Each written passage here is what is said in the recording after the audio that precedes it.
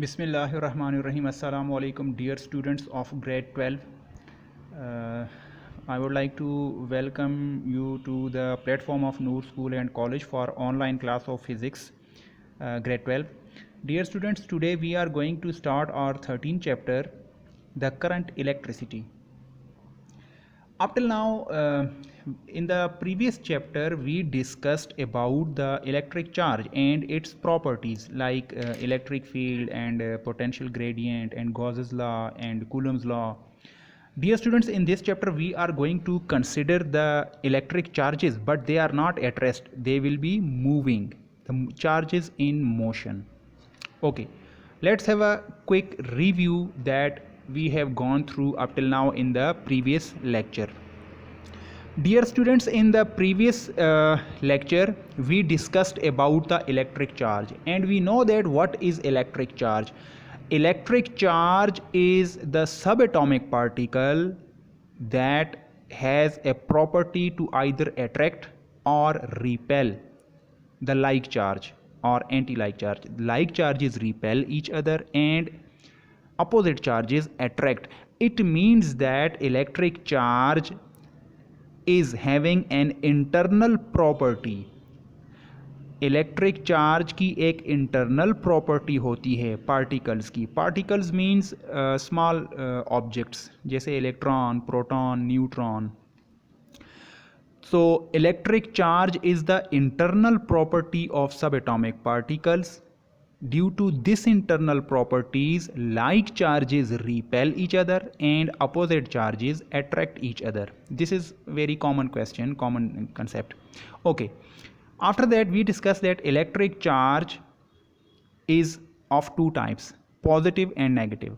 Can you think of the positive charge example? Simply proton. Proton is a positive charge and electron is a negative charge, while neutron is not a charge. Electron is negative, proton is positive, and neutron is neutral particle. Neutron is never a charge. neutron के बारे में charge आप कभी ना कहें. ये अक्सर students गलत कहते हैं कि प्रोटॉन एक पॉजिटिव चार्ज है, ठीक है, इलेक्ट्रॉन एक नेगेटिव चार्ज है, ये भी ठीक है, लेकिन स्टूडेंट्स कहते हैं कि न्यूट्रॉन जो है वो न्यूट्रल चार्ज है. भाई न्यूट्रल है तो उस पर चार्ज नहीं है ना, तो फिर न्यूट्रल को आप चार्ज क्यों कहते हैं? Neutron is a neutral particle. Proton और इलेक्ट्रॉन दोनों पॉजिटिव और नेगेटिव चार्जेस हैं, लेकिन न्यूट्रॉन न्यूट्रल पार्टिकल है. Okay, now consider, we discussed that whenever electric charges are at rest, it means they are static. Static means rest. When electric charges are static, the static charges set up electric field around them. जब भी electric charges move नहीं करते, static होते हैं, rest पर होते हैं, तो उनके आसपास एक electric field बनती है. While dynamic charges set up magnetic field. जबकि चार्जेस जब मूव करना स्टार्ट कर जाते हैं तो वो अपने अराउंड इलेक्ट्रिक के साथ साथ मैग्नेटिक फील्ड भी प्रोड्यूस करते हैं. Dynamic means charges in motion. Okay, current types. In this chapter, as we will discuss the current electricity, and commonly we know that current means the flow of charges. जब भी charges मिलकर flow करते हैं तो उसको हम current कहते हैं.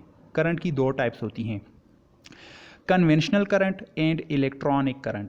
Conventional current is positive current and electronic current means negative current. अब इसको पॉजिटिव और नेगेटिव हमने क्यों कहा? क्योंकि चार्जेस दो तरह के होते हैं, पॉजिटिव और नेगेटिव. अगर पॉजिटिव चार्जेस मूव करेंगे तो वो कन्वेंशनल करंट कहलाएगी. अगर इलेक्ट्रॉन्स या नेगेटिव चार्जेस मूव करेंगे तो वो नेगेटिव करंट या इलेक्ट्रॉनिक करंट उसको कहेंगे. क्योंकि इलेक्ट्रॉनिक इसलिए कहा जाता है कि इसमें इलेक्ट्रॉन्स मूव करते हैं और इलेक्ट्रॉन्स पर नेगेटिव चार्ज होता है. That is why it is electronic current और negative current. Now conductors have electronic current only. इसके साथ ओनली का इजाफा कर लें. देखें, what do you mean by conductors? Conductors वो चीज़ें होती हैं जिनमें से करंट पास कर जाती है. यहाँ पर कंडक्टर के वर्ड को मैं रिज़र्व करूँगा मेटल्स के लिए, कि जो इलेक्ट्रिक वायर्स होती हैं, मेटल्स होती हैं, या जो copper wire, steel wire, aluminium wire, gold wire, वो सब के सब मेटल्स में आते हैं। तो यहाँ पे कंडक्टर्स से मुराद मेटल को आप लीजिए कि मेटल्स में सिर्फ और सिर्फ इलेक्ट्रॉनिक करंट ही होती है, कोई पॉजिटिव करंट नहीं होती। उसकी वजह ये है कि मेटल्स के अंदर जितने भी एटम्स होते हैं वो एक दूसरे के साथ टाइटली बाउंड होते हैं, वो सिर्फ वाइब्रेट करते रहते हैं लेकिन वो मूव नहीं कर सकते। सिर्फ फ्री इलेक्ट्रॉन्स होते हैं जो मूव करते हैं। दैट इज़ वाई कंडक्टर्स या मेटल्स के अंदर सिर्फ इलेक्ट्रॉनिक करंट पॉसिबल है, जबकि electrolytes have both currents. Both current का मतलब कि उसमें कन्वेंशनल या पॉजिटिव करंट भी होती है और नेगेटिव करंट भी होती है, in the form of positive ions and negative ions. Clear? देखें, इलेक्ट्रोलाइट्स उस वक्त बनते हैं जब आप किसी मटेरियल को, किसी सब्सटेंस को किसी लिक्विड में डिज़ोल्व करते हैं। जैसे नमक को आप पानी में डिज़ोल्व करें तो नमक, सोडियम क्लोराइड उसका फॉर्मूला है, तो इसका मतलब नमक जब पानी में डिज़ोल्व होता है तो उसके सोडियम आयंस पॉजिटिव और क्लोरीन आयंस नेगेटिव बन जाते हैं। क्लियर? तो जब आप नमक के पानी में से करंट पास करते हैं तो नेगेटिव प्लेट पर पॉजिटिव यानी सोडियम एटम्स मूव करना शुरू कर जाते हैं अट्रैक्शन की वजह से, और positive plate of the battery की तरफ या एनोड की तरफ जो नेगेटिव आयंस यानी क्लोरीन मूव करना शुरू कर जाते हैं। ये शायद आप लोगों ने इलेक्ट्रोप्लेटिंग पढ़ी हो। इलेक्ट्रोप्लेटिंग इलेक्ट्रोलिसिस की मदद से जब मेटल्स के ऊपर प्लेटिंग की जाती है, पॉजिटिव या नेगेटिव प्लेटिंग की जाती है। Okay, these were the types of current. Dear students, now we are in a position to define electric current. Definition of electricity या definition of electric current. As we know that the flow of charges in unit time, flow of charges, इसमें तो charges की बात आ गई। unit time का मतलब होता है 1 सेकेंड। एक सेकंड में किसी वायर के अंदर से या किसी भी कंडक्टर के अंदर से या किसी भी इलेक्ट्रोलाइट के अंदर से जब चार्जेस मूव करते हैं, flow means move, the flow of electric charges in unit time through anything is called current. इसकी इक्वेशन है, बहुत फेमिलियर इक्वेशन है कि करंट को I से रिप्रेजेंट किया जाता है, चार्जेस को Q से और यूनिट टाइम को T से। I is equal to Q divided by T. This is the equation of electric current. Now, what is the unit of electric current? Now, look at this formula. I is equal to Q by T. Here, what is Q? It is charge, electric charge, और electric charge का unit होता है coulomb. What is T? T is the time, और time का unit होता है second. So, coulomb per second is the unit of electric current, और coulomb per second को पूरा लिखने के बजाय सिंपली उसको एम्पेयर लिखा जाता है। Ampere is the unit of current. जैसे हम कहते हैं कि करंट 2 एम्पियर है, 5 एम्पियर है, 10 एम्पियर है, 0.5 एम्पियर है, तो ampere is the unit of current, coulomb is the unit of charge. Now there are some multiples, इसके कुछ छोटे यूनिट्स भी होते हैं। पहले हम एम्पेयर को डिफाइन कर लेते हैं कि 1 ampere is equal to 1 coulomb charge passing in 1 second. अगर किसी चीज़ के अंदर से, कंडक्टर के अंदर से, इलेक्ट्रोलाइट के अंदर से, इलेक्ट्रिक वायर के अंदर से, मेटल के अंदर से, किसी भी चीज़ के अंदर से 1 सेकेंड में अगर 1 कूलम चार्ज फ्लो करे तो हम उस करंट को क्या कहेंगे? 1 ampere. 1 ampere current is the flow of 1 coulomb charge in 1 second. और इसके सब यूनिट्स हैं 1 milli ampere. We know that milli means 10 to the power -3, so 1 milli ampere is equal to 10 to the power -3 ampere. Similarly, 1 micro ampere, micro means 10 to the power -6, 1 micro ampere is 10 to the power -6 ampere. Now, dear students, we have a question. It's very important question and common question. The question is, as far as the examination point of concern is there, this is a very basic and conceptual question, and you must have the answer to this question. Please try to solve it. The question is, how many electrons are there in one coulomb charge? कितने electrons मिलकर एक coulomb charge बनाते हैं? अक्सर students के जहन में ये बात होती है कि हर इलेक्ट्रॉन पर एक एक कूलम चार्ज होता है। भाई ऐसा नहीं होता। इलेक्ट्रॉन के ऊपर कूलम चार्ज का कुछ हिस्सा होता है। एक कूलम चार्ज बहुत बड़ी क्वांटिटी है, इलेक्ट्रॉन पर उसका छोटा सा एक फ्रैक्शन होता है, छोटा सा उसका हिस्सा होता है। देखें इसमें यह होता है, जैसे मैं कहता हूँ 1 डोजन, एक दर्जन में कितनी चीज़ें होती हैं? 12।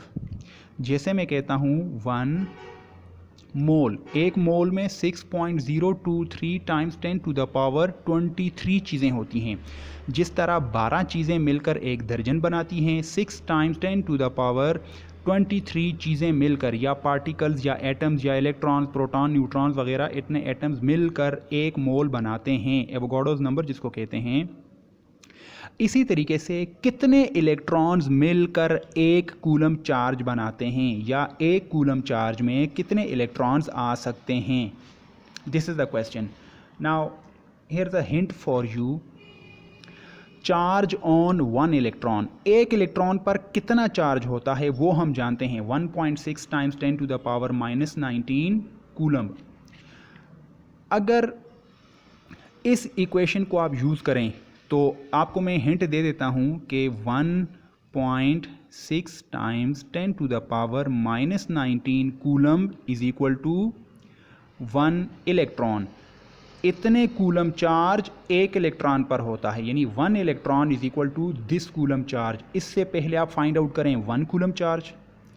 This implies that 1 coulomb charge will be equal to 1 over 1.6 times 10 to the power -19 electrons. Clear? तो एक कूलम में, अब यहाँ से आगे आपने खुद सॉल्व करना है, ठीक है?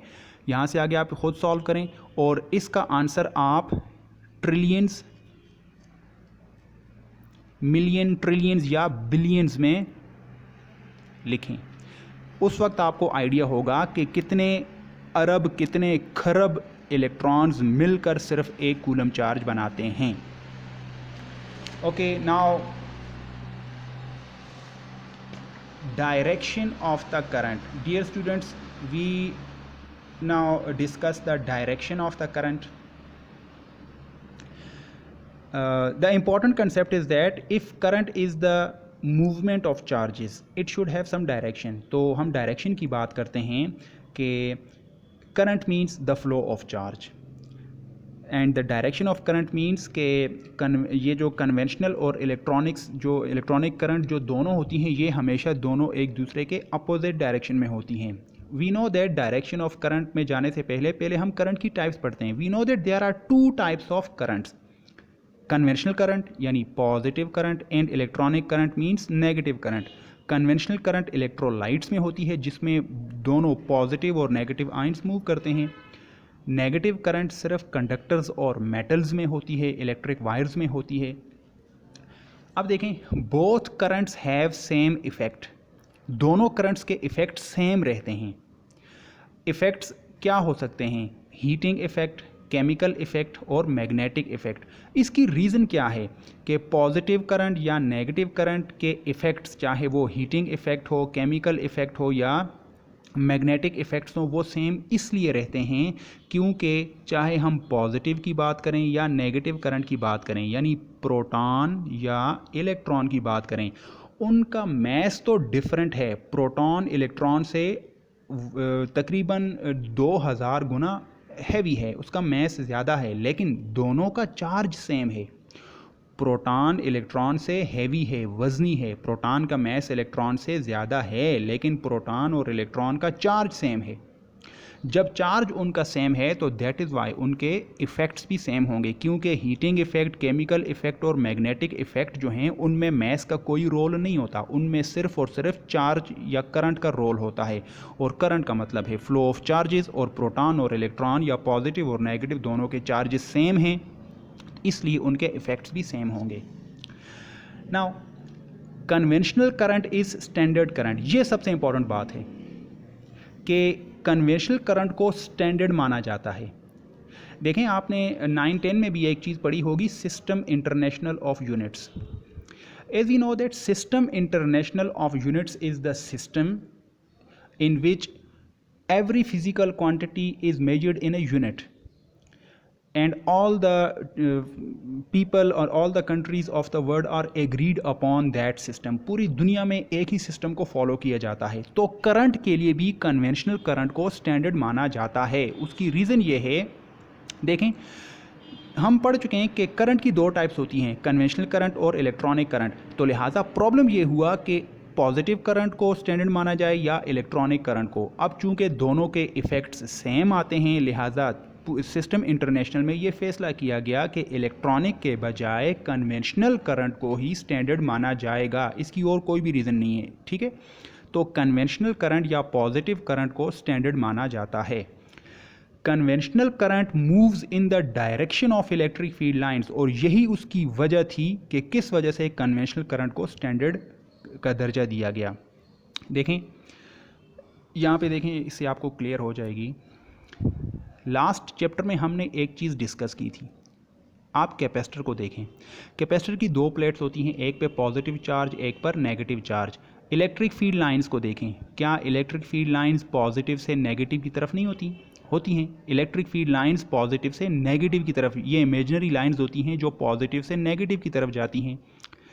अगर मैं इनके बीच में एक पॉजिटिव चार्ज या प्रोटॉन को रख दूं, तो कॉमन सेंस को ज़रा यूज़ करके बताएं, ये प्रोटॉन किस साइड पे जाएगा, राइट की तरफ या लेफ्ट की तरफ? Definitely it will move to the right, because proton has positive charge. This positive plate will repel it and this negative plate will attract it. That is the reason कि जो positive charge ने move किया, हम कहते हैं conventional current. Conventional current की वही direction है जो इलेक्ट्रिक फील्ड लाइंस की डायरेक्शन है. That is the only reason why conventional current is considered to be standard. So conventional current moves in the direction of electric field lines. जबकि electronic को देखें, electronic current moves opposite to E. अब इसी case में आ जाएं, एक electron को consider करें. This is electron. इस इलेक्ट्रॉन पर नेगेटिव चार्ज है. This negative charge electron will not be attracted by this negative, instead it will be repelled. ये नेगेटिव प्लेट इस नेगेटिव इलेक्ट्रॉन को रिपेल करेगा, ये पॉजिटिव उसको अट्रैक्ट करेगा. Look at the direction. Conventional current electric field की direction में होती है, जबकि इलेक्ट्रॉनिक करंट या नेगेटिव करंट इलेक्ट्रिक फील्ड के अपोजिट होती है. Electronic current moves opposite to E. Now drift velocity. Drift velocity is the, अच्छा इसको एक्सप्लेन करने से पहले ज़रा इसको ज़रा देखें कि देखें हम किसी भी वायर की बात करते हैं, electric wire, conductor, copper wire की बात करें, इसमें ये फ्री इलेक्ट्रॉन्स हैं जो सरफेस के ऊपर होते हैं. और फ्री इलेक्ट्रॉन्स हमेशा इधर उधर आगे पीछे ऊपर नीचे दाएं बाएं मूव करते रहते हैं. जितने इलेक्ट्रॉन्स अप जा रहे हैं तकरीबन उतने ही डाउन जा रहे हैं, जितने राइट उतने लेफ़्ट, जितने बाहर उतने अंदर, इधर उधर तमाम चारों की चारों डायरेक्शंस में इलेक्ट्रॉन्स की तादाद सेम होती है. तो नेट करंट इसमें कितना होता है? ज़ीरो. दैट इज़ वाई अगर आप एक पीस ऑफ मेटल ले लें, उसको हाथ लगाएं, उसमें इलेक्ट्रॉन्स इधर उधर मूव तो करते हैं. फ्री इलेक्ट्रॉन्स हर वक्त मूव करते हैं, लेकिन आप किसी मेटल के साथ हाथ लगाएं तो वो आपको करंट नहीं मारता. उसकी क्या वजह है?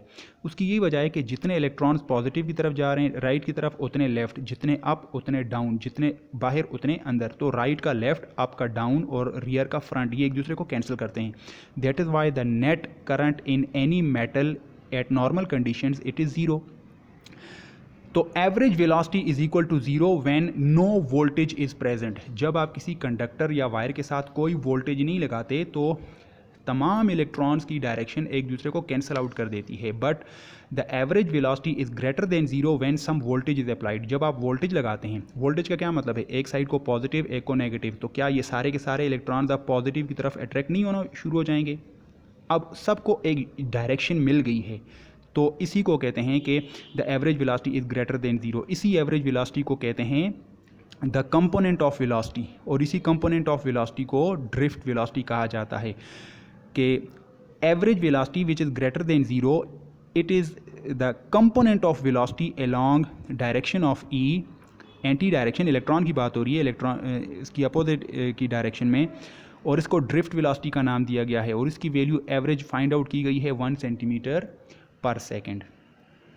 नाउ देखें इसकी ज़रा फिगर देख लें, ये वही कंडक्टर था, इसमें ये आपको फ्री इलेक्ट्रॉन्स दिखाए गए हैं और हर एक रैंडम डायरेक्शन में इधर उधर right left up down rear front move कर रहे हैं in the presence of no electric field.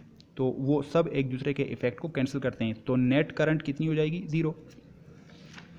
अब देखें वही कंडक्टर है, उसको आपने कैपेसिटर की प्लेट्स के बीच में रख दिया या किसी वोल्टेज सोर्स के साथ उसको जोड़ दिया, तो एक डायरेक्शन में इलेक्ट्रिक फील्ड है, तो जितने भी फ्री इलेक्ट्रॉन्स हैं, इसको ज़रा ऊपर वाले के साथ ज़रा कंपेयर करके देखें, ऊपर रैंडम मोशन है लेकिन इसमें ऑलमोस्ट सारे के सारे इलेक्ट्रॉन्स एक डायरेक्शन में ड्रिफ्ट हो रहे हैं, पुश हो रहे हैं, लेकिन वो एग्जैक्टली ई के साथ पैरेलल नहीं होते, कुछ उसका कंपोनेंट बनता है। देखें ई इस तरफ है, यहाँ पे ये एंगल बनाएगा, ई इधर है, ये इसका छोटा सा एंगल, ई इधर है, ये एंगल, तो ये छोटे छोटे एंगल्स, यानी ये ई के साथ कभी भी मुकम्मल तौर पर अलाइन नहीं हो सकते। तो इसी वजह से जो इनकी वेलोसिटी है उनका कंपोनेंट ई के साथ अलाइन होता है, उसी को हम कहते हैं ड्रिफ्ट वेलोसिटी। इसमें एक्स एक्सिस पर आप इलेक्ट्रिक फील्ड कंसिडर करें, वाई एक्सिस पर आप वेलोसिटी ऑफ द इलेक्ट्रॉन को कंसिडर करें, ये डिफरेंट इलेक्ट्रॉन्स हैं, उनकी वेलोसिटीज़ हैं और ये उनके कंपोनेंट, ये पहली वेलोसिटी का कंपोनेंट, ये दूसरी वेलोसिटी का एक्स कंपोनेंट, वो कंपोनेंट जो ई के साथ पैरेलल हैं, इसी को ड्रिफ्ट वेलोसिटी कहते हैं। So dear students, I would like to wish you all the best. Please do your work, make your notes and do some research. Thank you very much.